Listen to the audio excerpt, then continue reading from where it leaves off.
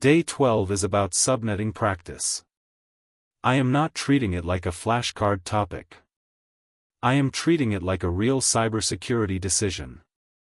The reason is simple: this kind of concept only matters when someone has to use it during triage, hardening, detection tuning, architecture review, or risk reporting.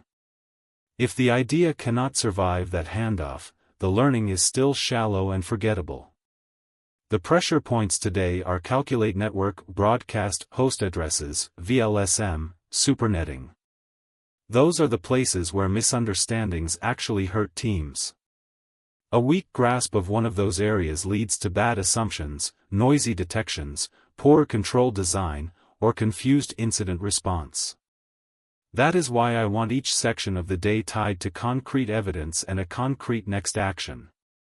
That practical link is the whole point here, especially when the topic later appears in a ticket, alert, audit, or architecture discussion. The operational problem underneath the topic is compressing a month of material into habits, checks, and notes that still help during audits, incidents, and design reviews. That means I want more than a neat definition. I want to know what boundary is being discussed, what artifact proves the point, and how the conclusion changes the next decision. That is the difference between being familiar with a topic and being able to use it in the field. When I work through this topic, the artifacts I care about are runbooks, commands, detections, control mappings, and summaries that can survive handoff to another engineer. Those are the receipts. They tell me whether the explanation still holds when an engineer, analyst, or manager asks for proof. If the artifacts are missing, I do not trust the conclusion, because real incidents and audits never give you extra time to rebuild the evidence chain from memory. The evidence has to survive a handoff. Another thing I watch for is category confusion. Teams often blur where host evidence ends and network evidence begins, or where a governance decision should be separated from a technical control, or where an offensive finding should hand off to a remediation plan. A mature workflow makes those transitions visible instead of hoping everyone already knows them.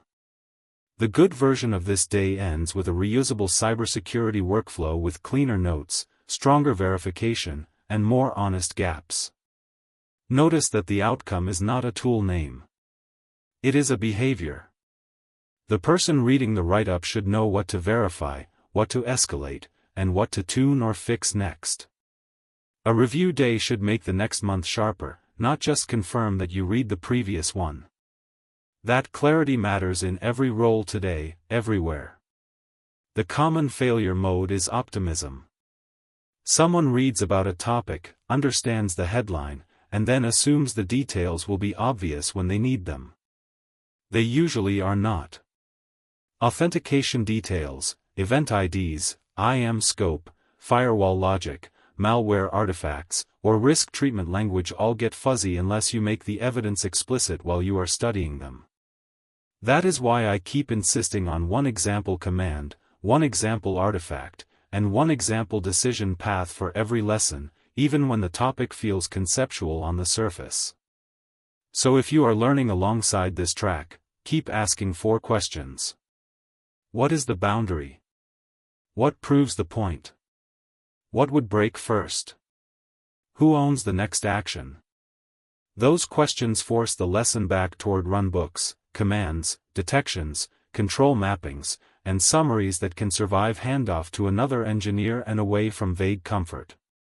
They also make the track cumulative, because every later month depends on the earlier months being operationally clear and useful.